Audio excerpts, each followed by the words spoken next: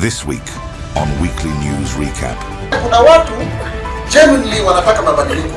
Kujeni na mkokoteni zenyu, kujeni na wheelbarrow. From political shifts. What is a popular government and what is a populist government? The issue is governance and integrity. To groundbreaking discoveries, uncovering the stories that shape our world. Mambo haiko fiti. Hii serikali haitupeleki vizuri hata kidogo. Join us every Friday for a comprehensive look at the news that matters. Hospitali imejaa kwa sababu services ziko. News Recap, your essential source for informed perspectives.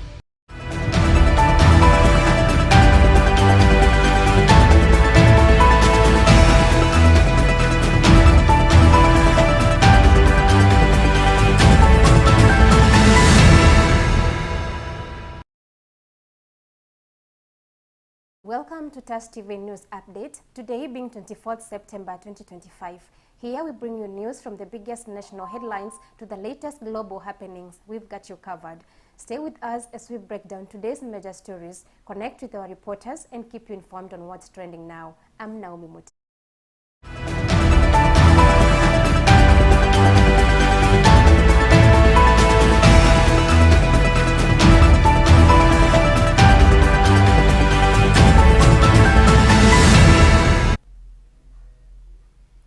Over a year after the tragic death of a baby in police custody in Makueni, the Director of Public Prosecutions (DPP) is yet to press charges, sparking growing public outrage and calls for accountability. The infant, reportedly caught in a confrontation between the police and the child's mother during an arrest, died under circumstances while detention. Despite an outcry from human rights groups and the family demanding justice, investigations appear to have stalled, with no officers held responsible so far. The delay has raised serious concerns about police accountability, transparency in the justice system, and protection of vulnerable individuals in law enforcement custody. Let's have more details. After kupelekwa polisi nilifungua na mtoto ambapo huyu askari alikuja kunishika, alianza kunichapia kwa duka. Nilipofika polisi nikaketi kwa kiti, nikamuuliza amenishikia nini. Akanisukumanisha na mtoto. Hapo ndio alinichapa, akapita akagonga mtoto akiwa kwa mgongo. Hapo ndio mtoto alianza kuzirai. Nikagonga mlango mara ya kwanza, hakuna mwenye alikuja. Mara ya nne hakuna mwenye alikuja. Kufika saa 2 ya usiku ndio niligonga mlango na miguu zote mbili. Ndio mlango ilifunguliwa. Ndio nikawekwa nje na CI wa pale ambayo ni Inspector Mr. Lama akaniambia nichukue maiti yangu nijue venye nitaenda kuifanyia. Kwa hapo mpaka sasa nimekuwa nikipigia IPOA, wananiambia files ziko kwa DPP na mpaka sasa sijapata justice. Interior CS Kipchumba Murkomen has announced that the chiefs from Mandera County who were recently abducted by suspected Al-Shabaab militants will be honored with head of state commendations from their bravery and service. The chiefs were kidnapped while carrying out official duties near the Kenya-Somalia border and later released after a period in captivity, sparking national concern and condemnation of the incident. Murkomen praised their courage and commitment to public service despite operating in one of the county's most volatile and insecure regions. The commendation, he noted, is a recognition of their sacrifice and the risks faced by government officers serving in hardship areas. More details to come. Habari walikuwa wanaongelelea tu mambo ya security ya sehemu hii kiholela. Wanaongea kiholela na wanasiasa wengine hata walikuwa wananituzi ati wakati chiefs walitoka hapa wakachukuliwa na Al-Shabaab mpaka upande ule, ati sasa sisi ati kwa sababu ya chiefs kurudishwa ni kwa sababu mimi na rais tunafanya kazi na Al-Shabaab. Huyo ni mtu anafaa kuletwa na kufungiwa hapa wiki moja kwanza, alafu akimaliza anaambiwa enda kwa habari sasa ongea. Tawana atasema mnizame. Chiefs wote watapata state recognition. Watatambuliwa na serikali kwa sababu ya ujasiri wao ya kupitia mashida na bado wamerudi kufanya kazi. We will give them head of state commendation kwa ile sherehe itafanyika mwaka. The African Export-Import Bank, Afrixim Bank, has officially launched the Africa Trade Gateway (ATG), a digital platform designed to enhance intra-African trade and boost the continent's participation in global digital commerce. The ATG integrates various trade facilitation services such as payment solutions, trade information, regulatory compliance tools, and customer due diligence, aiming to simplify and accelerate cross-border transactions. This initiative aligns with the goals of the African Continental Free Trade Area by removing digital barriers and fostering economic integration. Afrixim Bank emphasized that the platform will empower businesses, particularly small and medium enterprises, by offering access to new markets and streamlining trade processes through technology-driven solutions. Let's get more details. A trade gateway, to reach its full potential, we need strong partnership. One, the bank and other financial institutions diversify and scale up your cooperative and MSMEs products to include financing for green innovations and digital enterprises. Number two, to logistic partners, build efficient, reliable, and affordable logistics systems to unlock regional and continental value chains. Number three, to the private sector and cooperatives, embrace ATG, register your businesses, and integrate its tools into your trade practices. The future of trade is digital, and ATG is Africa's own solution. With 5 key mandates from the AFCFTA, which entails, number one, access to market or demand creation. We support consolidation, logistical setups, and aggregation. We support capacity building of our SMEs to be able to be ready to export. Chiromo Hospital Group has conducted a mental health training members from All Saints Cathedral and other Nairobi-based ACK churches, aiming to equip them with the knowledge and skills needed to identify, manage, and support mental health issues within their congregations. The initiative is part of the hospital's broader effort to promote mental wellness through community partnerships and recognizes the vital role religious leaders play in offering emotional and psychological support. By empowering clergy with mental health awareness, the program seeks to bridge the gap between spiritual care and professional mental health, fostering a more supportive and informed faith-based community. Let's get more details. Has a spiritual life and a spiritual being. You cannot live by the Spirit alone. We exist, as we have been read for us here, as a temple, yes? And you cannot be complete without looking after the body. To reach where we have reached in Kenya with regard to mental health has taken the better part of 20 years. So we are firm, we are knowledgeable, we are confident that our science is solid. We are now at a point where we can now look outside of ourselves and with facts and figures engage the rest of society. We are comfortable in our skin. We can now engage the rest of the world, including faith-based organizations. In his holistic nature, and we work together from all aspects of life, we will achieve the best for this very human. So combining the psychological approach and the spiritual approach for the mental wellness and well-being of a human being, this is a biblical command and is a divine direction. And I want to thank the Chiromo Hospital and especially the chair, Dr. Frank, for the initiative he has taken in involving the church so that him and his team and the church will be able to approach the issue from a common perspective and a common understanding. And especially for the church, we shift from condemning those people who have been mentally ill and associating the mental illness with demonic attacks, while it is an illness as any other. And even bringing that mind change and mindset for us is an eye-opener.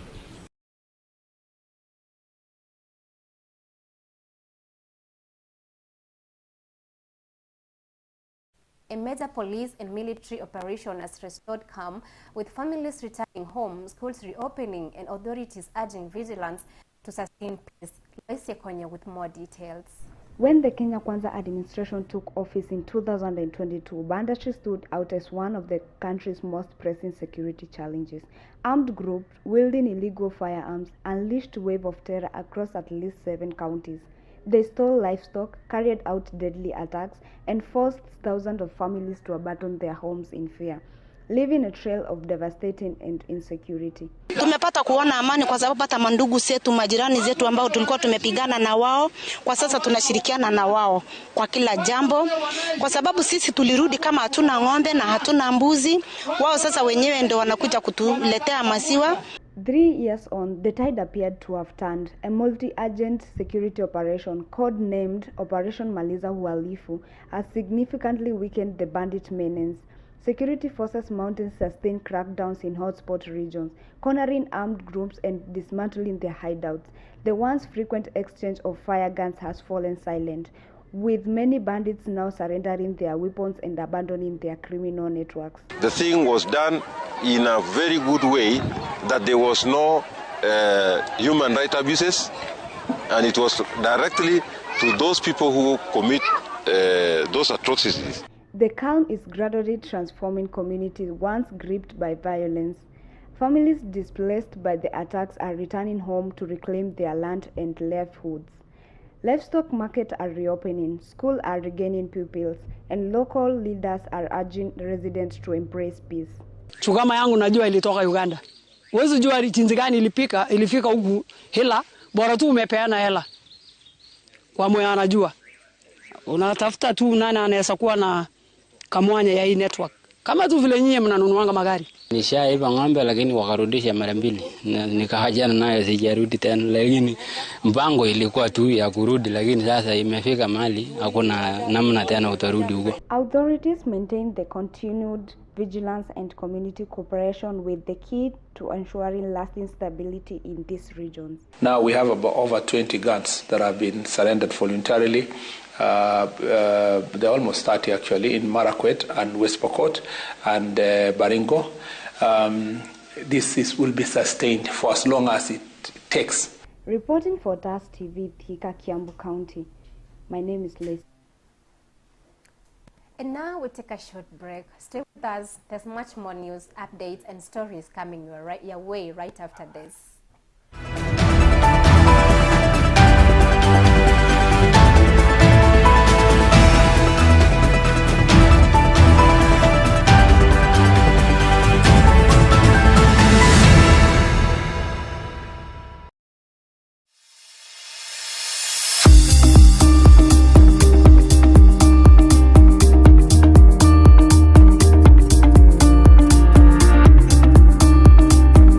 Hello, my name is Claire Kinaga. I've been at Natachi in TAS TV for the last 3 months and I'm almost concluding my attachment. My journey here has been good, it has been productive. In news production, we've learned about news scripting, news sourcing, voice-over recording, news anchoring, reporting, and also editing. Welcome to TAS TV. We bring you the latest stories making headlines. Welcome to TAS TV. We bring you the latest story making headlines. I'm Masi Chumba. Karibu katika runinga ya TAS, msemezane nami. In graphics, we've learned about creating lower thirds, creating posters and motion graphics. When it comes to camera operation, we've been taken through photography, video recording, and lighting. Video unaingia in 15 seconds. In 10, 9, 8, 7, 6, 5, 4, 3, 2, 1, and check. Welcome to TAS TV. We bring you the latest stories making headlines. Apart from that, most of us have gained camera confidence since we've been given a chance to host shows, draft scripts, produce and direct for the same. Penzi mtazamaji, kama kawa kama dawa uko ndani ya sayari. Hapa ni TAS TV ambapo mtakuwa wako Atacho Badia. Nami Claire Nyokabi, grateful for the mentorship and skills I gained at TAS TV. I definitely recommend anyone interested in media attachment.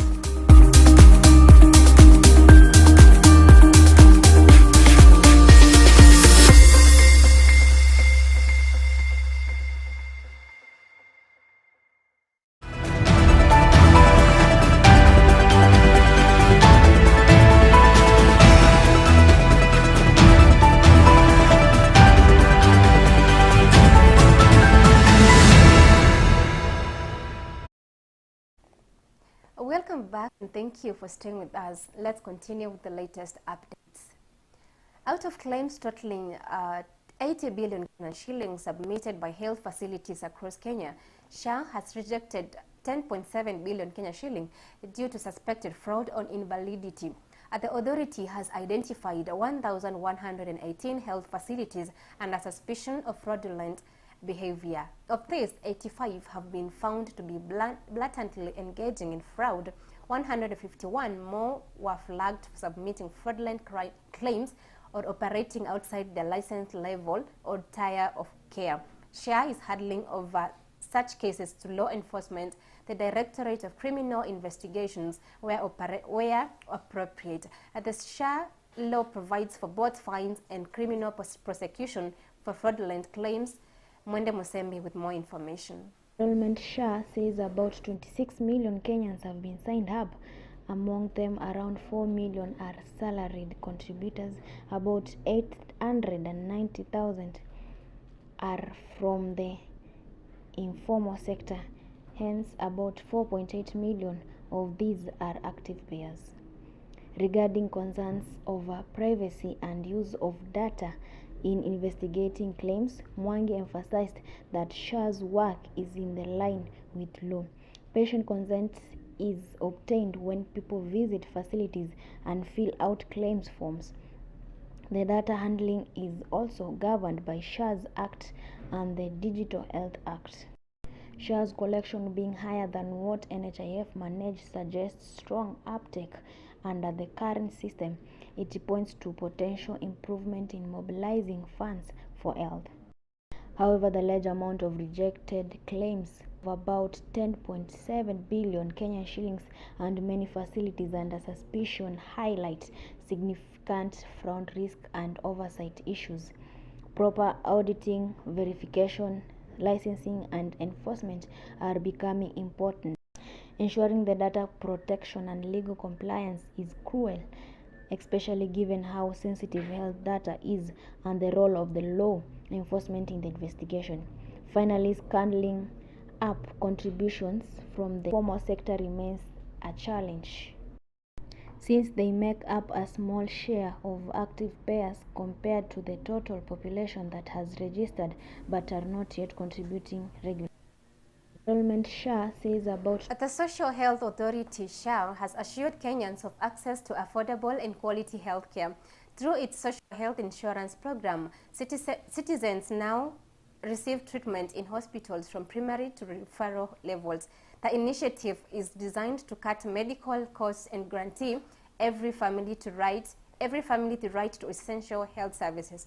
Trevor Kinywa with more details. The Social Health Authority has announced Kenyan of affordable access quality health care. Through its program Health, it ensures the citizen now to receive the treatment in hospitals, from primary in various hospitals, even in private. Yeah, mambo na SHA, it is not working in private hospitals as from yesterday. It inconvenience juu sasa kama mtu ndiye alikuwa amelipia na hana cash, hiyo ndiye alikuwa anategemea. Here that the medical cost and guarantees has heavily families as the right to assist health service.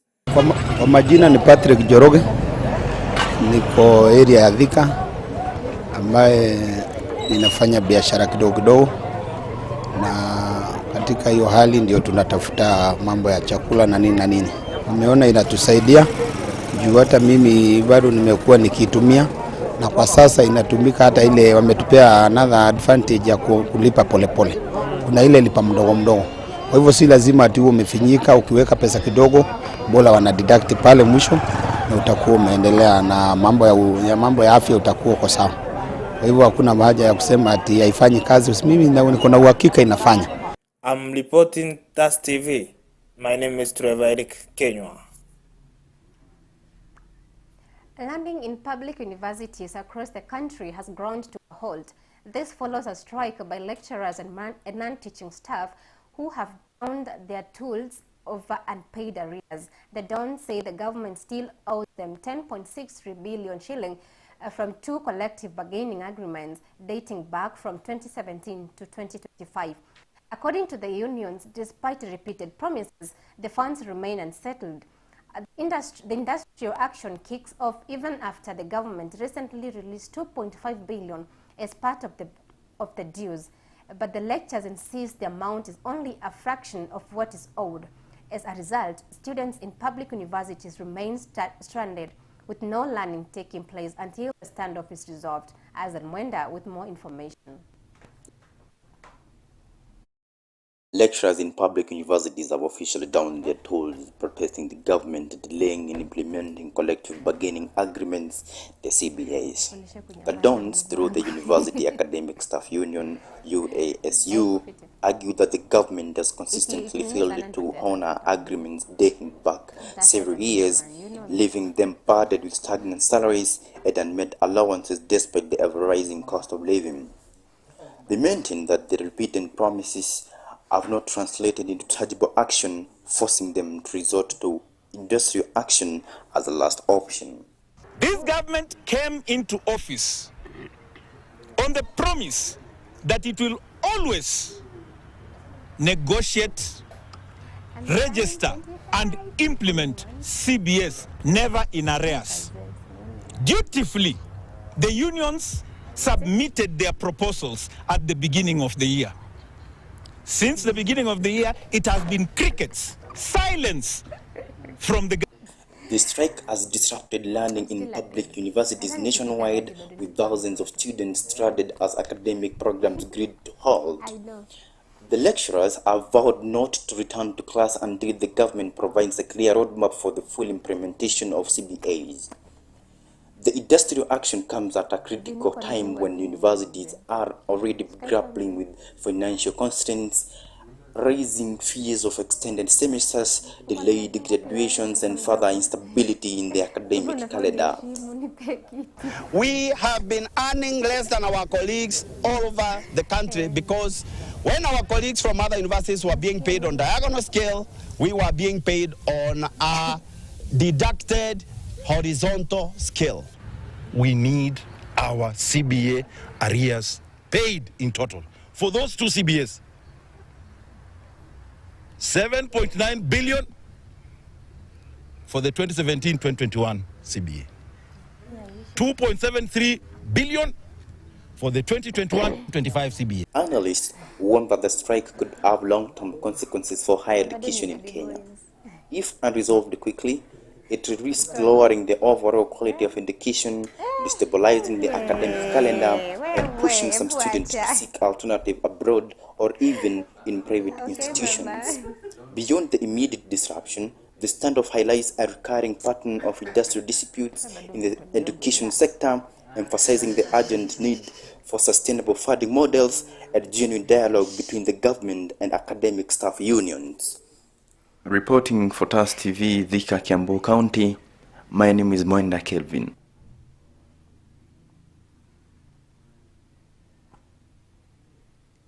With only 30 days left to the national examinations, the country is now focused on preparations for the grade 9 transition into secondary school.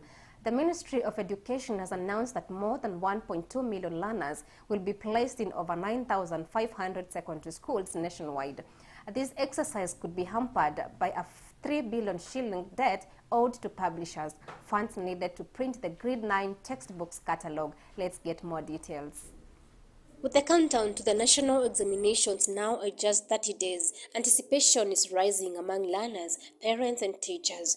The Ministry of Education says it is putting final touches on plans to transition more than 1.2 million grade 9 learners into over 9,500 secondary schools across the country. Some of the schools have so many students selecting them, which is not possible to absorb them. So we're trying to plan for this transition. And as you are aware, we removed the idea of national schools, extra county schools, and day schools in terms of that category. What we have now is what we call cluster 1 schools, cluster 2 schools, cluster 3 schools. Beyond the placement, admissions in senior schools and the issues of learning materials is also of concern for education stakeholders. The academic landscape will be expanded in grade 10 and so will be the demand for books. The learning areas are more than 35 learning areas, and those learning areas must be taken care of because we must take care of every desire of the Kenyan child. We have the capacity to supply all those learning areas, the capacity to supply all the copies needed in the country. Placement will be determined by the learners' career pathways and their performance in next month's assessment. But there is a looming concern. A 3 billion shilling debt owed to publishers is yet to be cleared, money critical for printing the grade 10 textbooks catalogue. Without it, the transition could face significant delays. We are optimistic that this payment will be settled in time to enable us supply books for grade 10 in a seamless way, so that come January 2026, all schools in Kenya will have books for grade 10. For now, the ministry maintains that all systems are on course, promising a smooth transition despite the financial hurdle. Reporting for TAS TV, my name is Naomi Mutemi.